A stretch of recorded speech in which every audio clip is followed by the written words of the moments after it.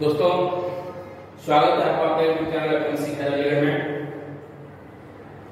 आज हम पिछले वीडियो हमने दिल्ली सल्तनत का प्रारंभ समय पढ़ा था, इसमें एक बार सुलाबस को भी पढ़ा था।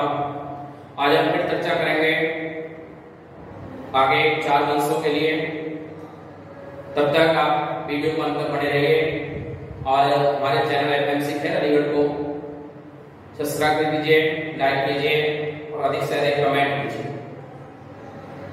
दोस्तों, जैसा हमने पीछे पढ़ा था कि गुलाम वंश का अंतिम शासक था ट्यूमर्स। ट्यूमर्स की हत्या की थी जलालुद्दीन फिरोज खिलजी ने और ये 1290 में इसने खुद शासक बन गया और इसने स्थापना की खिलजी वंश की। ये बलबन का सैनिक था।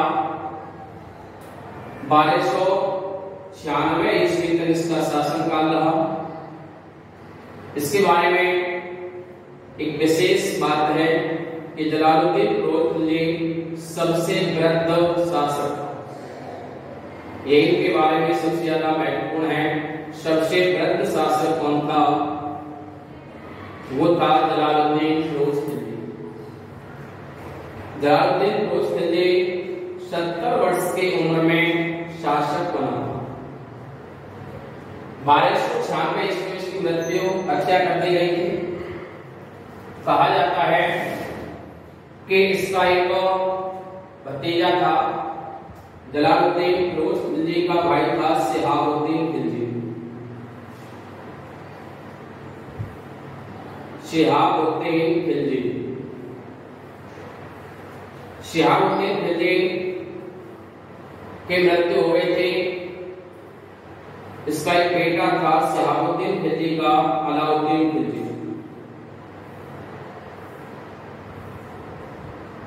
अलाउद्दीन खिलजी बहुत ही प्रतिभावान था, जिसका पालन पोषण और संरक्षण जलालुद्दीन फिरोज खिलजी ने किया था। जलालुद्दीन फिरोज खिलजी ने इसको बहुत ही महत्व दिया। इसको अपनी सेना में भी कई उच्च पदों पर रखा और इसकी प्रतिभा को देखते हुए जलालुद्दीन फिरोज खिलजी ने अपनी पुत्री का विवाह भी अलाउद्दीन खिलजी से कर दिया।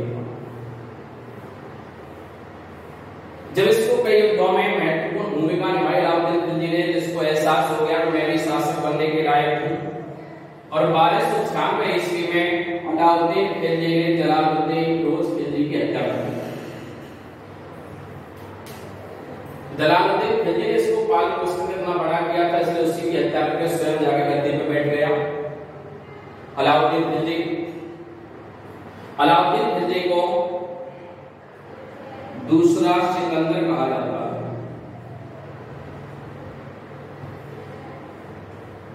अलाउद्दीन खिलजी को दूसरा सिकंदर कहा जाता है। अलाउद्दीन खिलजी ने बहुत से निर्माण कराए थे। इसमें अलाई दरवाजा है महत्वपूर्ण,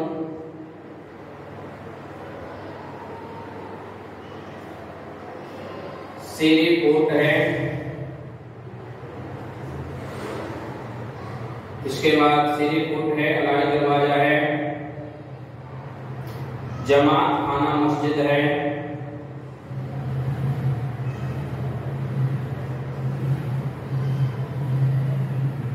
इसके कुछ महत्वपूर्ण निर्माण थे अलाउद्दीन खिलजी के। अलाउद्दीन खिलजी पहला शासक था जिसके पास स्थायी सेना थी।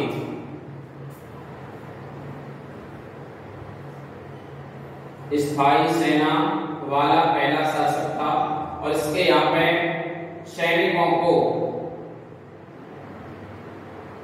नगद वेतन दिया जाता था।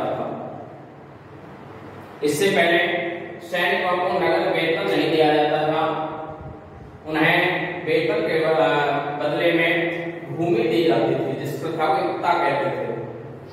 अलाउद्दीन से पहले सैनिकों को वेतन के स्थान पर भूमि प्रदान की जाती थी और इसे इक्ता प्रथा कहा जाता था। तो बात करें सबसे पहला स्थायी सेना रखने वाला शासक था, वो कौन था? तो वो था अलाउद्दीन खिलजी। अलाउद्दीन खिलजी के दरबार में दो दरबारी कवि थे, महत्वपूर्ण माने जाते हैं। अमीर खुसरो, बार बार क्वेश्चन पूछा जाता है कि अमीर खुसरो किसके दरबार में थे, तो अलाउद्दीन खिलजी के में। और एक थे हसन दहलवी। हसन दहलवी अमीर खुसरो को सितार और तबला का आविष्कार माना जाता है। इन्होंने वीणा में भी कुछ संशोधन किया था अमीर खुसरो ने। अमीर खुसरो एक हिंदू थे पर इन्होंने इस्लाम धर्म अपना लिया था। अमीर खुसरो को तूती हिंद भी कहा जाता है। हिंदुस्तान का अर्थात भारत का तोता भी कहा जाता है अमीर खुसरो को। अलाउद्दीन खिलजी के समय ही सबसे पहले कोहिनूर जो हीरा है वो सबसे पहले प्रकाश में आया था। अलाउद्दीन खिलजी का एक सेनापति था मलिक काफूर।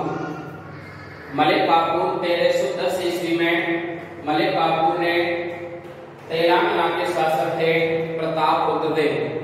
प्रतापरुद्र देव से सबसे पहले, सही बच्चे ये लिखना चाहें तो इन बातों को धीरे धीरे वीडियो को रोक करके लिख सकते हैं। प्रतापरुद्र देव से सबसे पहले एक तेलंगाना के शासक थे। तेलंगाना के शासक क्या नाम था उनका? नाम था प्रतापरुद्र देव। उनसे सबसे पहले कोहिनूर हीरे को प्राप्त किया था। उससे पहले क्या था कोई उल्लेख नहीं मिलता इसका। उसके बाद विभिन्न जगहों पर जिनका शासन आया उनके हाथों में घूमता गया हुमायूं। उसके बाद उल्लेख मिलता है कि वह नादिर शाह के हाथों में चला गया था। नादिर शाह को ईरान का नेपोलियन कहा जाता है। ईरान का नेपोलियन नादिर शाह को कहा जाता है और भारत का नेपोलियन समुद्रगुप्त को कहा जाता है। भारत का नेपोलियन समुद्रगुप्त को किसने कहा था? आर्थर स्मिथ ने कहा था उनकी बुक थी अर्ली हिस्ट्री ऑफ इंडिया में। तो यहाँ वो कोहिनूर हीरा मिला। उसके बाद लास्ट में इस हीरा ही ऐसे घूमते हुए हुमायूं के द्वारा पहुंचा महाराजा रणजीत सिंह के पास। और रणजीत सिंह के वंशज थे दिलीप सिंह। दिलीप सिंह से अंग्रेजों ने इसे जीत लिया या कहीं छीन लिया 1849 ईस्वी में। और वो हीरा फिर डलहौजी के पास चला गया। डलहौजी ने इसे ब्रिटिश की महारानी को भेंट किया 1849 में। उसके 3 भाग हो गए। वो इस हीरे का वजन 320 रत्ती था और उसको 3 भागों में बांट दिया। एक भाग ब्रिटिश म्यूजियम में रखा हुआ है और 2 भाग उसकी महारानी के मुकुट में लगे हुए थे। ये हीरे का जो उल्लेख है कोहिनूर का अलाउद्दीन खिलजी के शासन काल में मिलता है। अलाउद्दीन खिलजी का मुख्य काम था उसका निर्माण कराए। बार बार प्रश्न पूछे जाते हैं कि अलाई दरवाजा निर्माण किसने कराया था? शेरी फोर्ट का निर्माण हो या फिर जमात खाना मस्जिद हो। स्थायी सेना का स्थायित्व करने वाला शासक कौन था? या फिर पूछ लेता है कि नगद वेतन प्रदान करने वाला शासक कौन था? इसके दरबार में 2 कवि थे या दरबारी कहे अमीर खुसरो और हसन दहलवी। ये इसके दरबार में रहते थे। हौज खास भी इसका एक महत्वपूर्ण निर्माण बताया जाता है। इसके बाद जो अमीर खुसरो है, अमीर खुसरो निजामुद्दीन औलिया का शिष्य था। ये सूफी संत थे निजामुद्दीन औलिया, इनका शिष्य था अमीर खुसरो। इसके बाद शिहाबुद्दीन उमर शासन पर बैठा अलाउद्दीन के पश्चात। शिहाबुद्दीन के बाद महमूद शाह। महमूद शाह जो था वो निजामुद्दीन औलिया के विपरीत रहता था हमेशा, इसलिए ये बात इनको अच्छी नहीं लगी अमीर खुसरो को और इन्होंने इसकी हत्या कर दी। निजामुद्दीन औलिया के शिष्य थे अमीर खुसरो और अमीर निजामुद्दीन औलिया की मृत्यु के एक दिन पश्चात ही अमीर खुसरो की भी मृत्यु हो गई थी। और बताया जाता है कि जो खिलजी वंश है, खिलजी वंश का जो अंतिम शासक है वो नसीरुद्दीन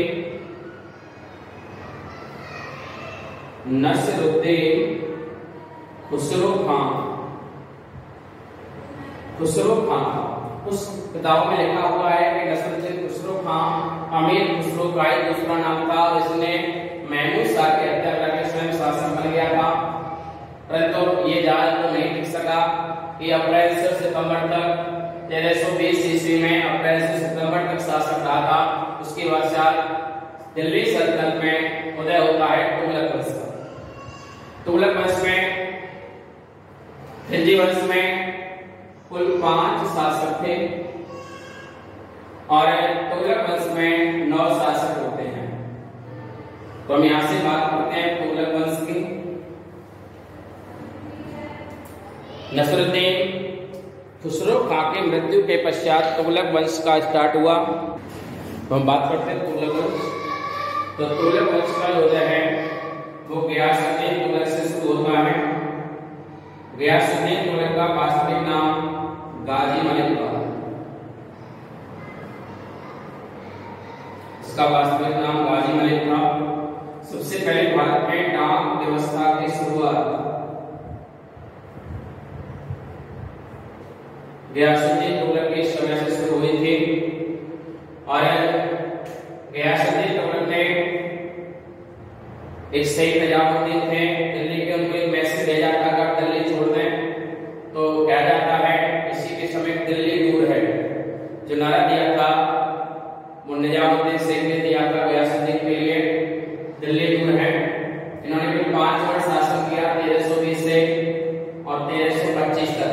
गियासुद्दीन तुगलक ने 1320 से 1325 तक 5 साल शासन किया। उसके बाद मृत्यु हो गई। इनका बड़ा पुत्र मोहम्मद बिन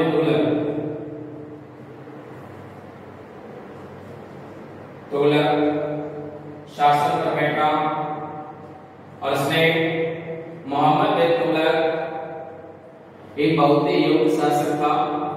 मोहम्मद बिन तुगलक के समय अपनी की आखिरी एवं बतूता भारत आया था। ये 8 वर्ष तक भारत में रहा था। ये 1334 ईस्वी में भारत आया था। इब्न बतूता 8 वर्ष तक भारत में रहा। मोहम्मद बिन तुगलक ने इब्न बतूता को दिल्ली का काजी नियुक्त किया था।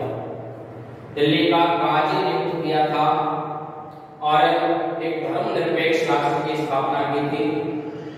ये धर्मनिरपेक्ष राष्ट्र की स्थापना की मोहम्मद बिन तुगलक ने। ये जो आगे उलेमा वगैरह थे उनको बुरी लगी, उन्होंने इसका विरोध किया। बाद में मोहम्मद बिन तुगलक के राज्य में एक प्लेग, इसको ब्लैक डेथ बीमारी कहते हैं, वो फैल गई, जिसकी वजह से मोहम्मद बिन तुगलक भी कन्नौज की तरफ निकल गए और उन्होंने राजधानी दिल्ली से दौलताबाद, देवगिरी कहें या दौलताबाद कहें स्थानांतरित की। बाद में उन्होंने तांबे का बीमारी के कारण आर्थिक स्थिति खराब हो गई तो इन्होंने चांदी और सोने के सिक्कों को जमा करके तांबे के सिक्कों का निर्माण शुरू कराया, परंतु जनता ने इसका विरोध किया। जनता समझ नहीं सकी।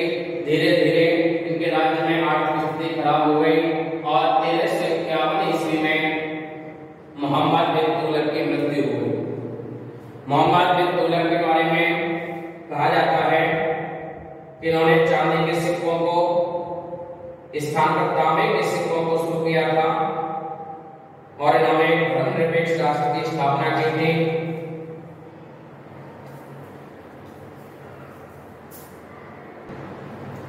इसके पश्चात मोहम्मद बिन तुगलक के पश्चात आता है फिरोज शाह तुगलक।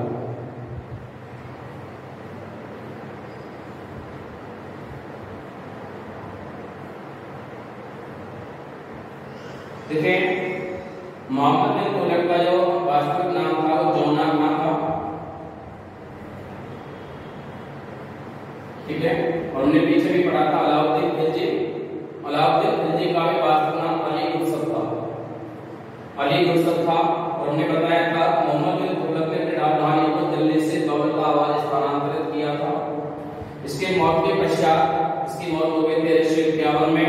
फिर फिरोज शाह तुगलक इसका भाई था, ये चचेरा भाई था फिरोज शाह तुगलक, गद्दी पर बैठा। इसने जो जजिया कर मोहम्मद बिन कासिम ने शुरू किया था उसको ब्राह्मणों पर भी लागू कर दिया। तो ब्राह्मणों पर जजिया कर लागू करने वाला कौन शासक था? फिरोज शाह तुगलक था। इसका जो शासनकाल है 1351 से 1388 ईस्वी तक रहा है। फिरोज शाह तुगलक ने मोहम्मद बिन तुगलक ने शुरू किया था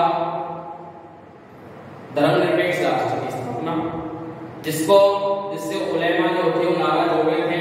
उनको खुश करने के लिए फिरोज शाह तुगलक ने पुरी के जगन्नाथ मंदिर पर आक्रमण किया और उसे तोड़वा दिया। जगन्नाथ मंदिर पर आक्रमण करके उसे तोड़वा दिया और मूर्तियों को समुद्र में डुबा दिया था। इसने अपने दासों के लिए पूछा जाता है, दासों के लिए दीवान ए बंदगान,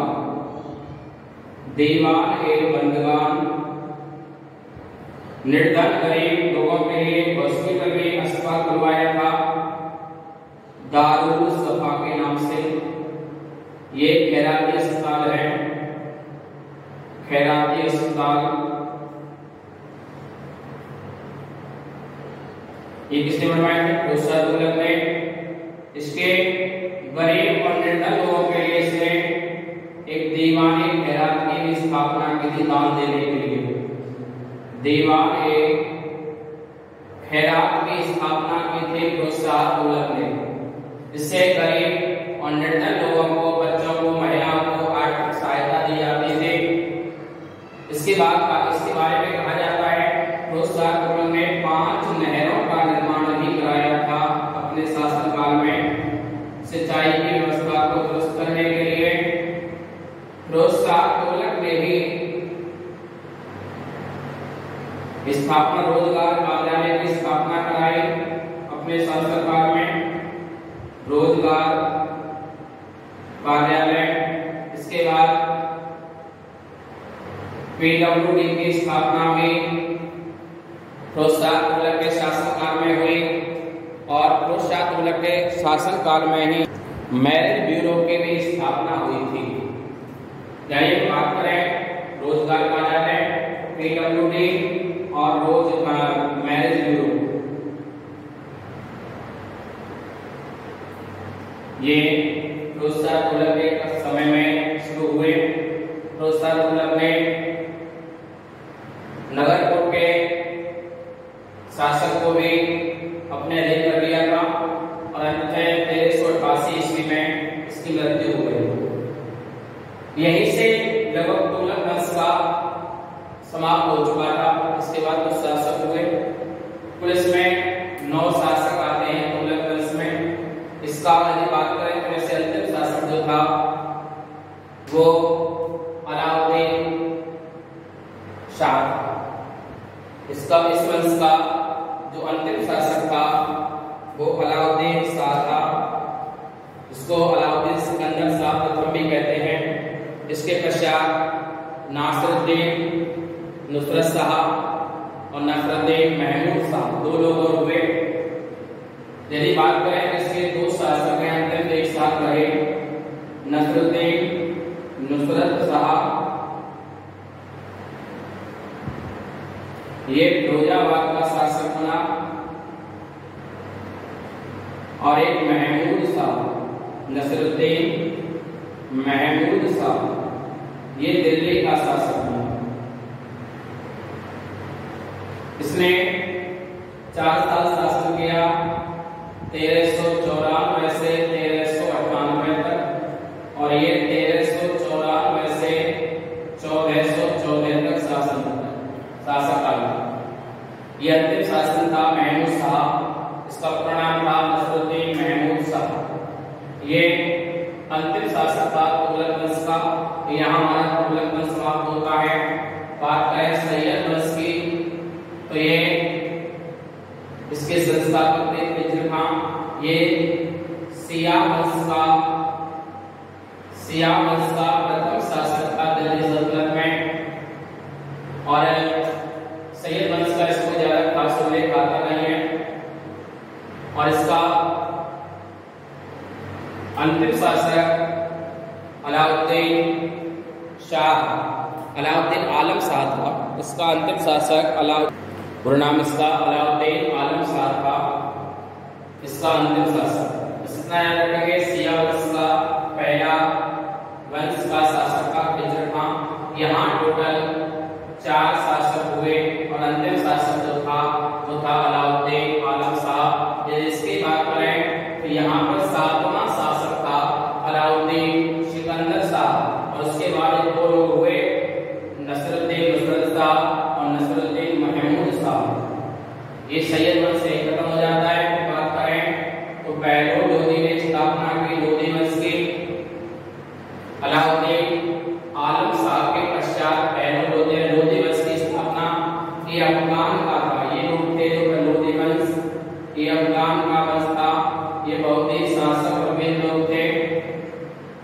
बैलोर लोधी ने बहलोल सिक्कों का भी प्रचलन शुरू किया था। बैलोर लोधी ने बहलोल सिक्कों का प्रचलन शुरू किया था और बैलोर लोधी के 9 पुत्र थे। 9 पुत्रों में तीसरे नंबर का तीसरा पुत्र था निजाम खां, जिसे हम सिकंदर लोधी के नाम से जानते हैं। सिकंदर लोधी बैलोर लोधी का तीसरा पुत्र था, जिसका नाम था निजाम खां, जिसे सिकंदर लोधी कहते हैं। सिकंदर लोधी ने 1504 ईस्वी में आगरा शहर की स्थापना की और 1506 ईस्वी में आगरा को अपनी राजधानी बनाया। इसके पश्चात सिकंदर लोधी का उत्तराधिकारी था इब्राहिम लोधी। इब्राहिम लोधी दिल्ली सल्तनत का और लोधी वंश का अंतिम शासक था, जो पानीपत के प्रथम युद्ध में बाबर से लड़ते हुए मारा गया था और यहीं पर समाप्त हो गया दिल्ली सल्तनत। दोस्तों एक बार रिवीजन करते हुए थोड़ा शॉर्ट में पढ़ेंगे। हमारे पास दिल्ली सल्तनत की शुरुआत कहां से होती है? कुतुबुद्दीन ऐबक जब मोहम्मद गौरी ने अपनी पुत्री का विवाह कर दिया और दान में यानी दहेज में भारत के कुछ राज्यों को देकर के गया था। कुतुबुद्दीन ऐबक को उसने स्थापना की दिल्ली सल्तनत की गुलाम वंश के 5 वंश आते दिल्ली सल्तनत में गुलाम, खिलजी, तुगलक, सैयद और लोधी। गुलाम वंश का संस्थापक कुतुबुद्दीन ऐबक को माना जाता है। वास्तविक संस्थापक की बात करें तो इल्तुतमिश को माना जाता है। खिलजी वंश का संस्थापक जलालुद्दीन खिलजी को माना जाता है। तुगलक वंश का संस्थापक गियासुद्दीन तुगलक को, सैयद वंश का संस्थापक खिज्र खां को और लोधी वंश का संस्थापक माना जाता है बहलोल लोधी। यदि हम बात करें इस गुलाम वंश का अंतिम शासक ह्यूमस था। खिलजी वंश का जो अंतिम शासक था, इसमें कुल 5 शासक हुए हैं। नसरुद्दीन खुसरो खां था। तुगलक वंश के 2 शासकों को अंतिम माना जाता है। नुसरत शाह फिरोजाबाद में स्वतंत्र शासन किया इसने, महमूद शाह दिल्ली में। तुगलक वंश का अंतिम शासक जो था, इसमें कुल 9 शासक हुए। 2 ये हो गए। सैयद वंश का प्रथम शासक था खिज्र खां और अंतिम शासक जो था वो था नसरुद्दीन आलम शाह और लोधी वंश का अंतिम शासक इब्राहिम लोधी था। आपको शॉर्ट में एक बात पढ़नी है, यहाँ पर पढ़ना है। मैंने इल्तुतमिश के बारे में पढ़ाया है, रजिया सुल्तान के बारे में पढ़ाया है। कुतुबुद्दीन 3 शासकों को यहाँ पढ़ना है। खिलजी वंश में आपको अलाउद्दीन खिलजी को अधिक से अधिक पढ़ना है। उसके बाद तुगलक वंश में आप लोगों को मोहम्मद बिन तुगलक और फिरोज शाह तुगलक को पढ़ना है और लोधी वंश में ज्यादा पढ़ना है आपको। 3 है, शॉर्ट में ज्यादा है नहीं लोधी वंश का इतना, तो लोधी वंश को पूरा भी पढ़ लें। तीनों को पढ़े, बैलोर लोधी, सिकंदर लोधी और इब्राहिम। दोस्तों दिल्ली सल्तनत की हमारी दूसरी वीडियो समाप्त होती है। तब तक के लिए जय हिंद, वंदे मातरम।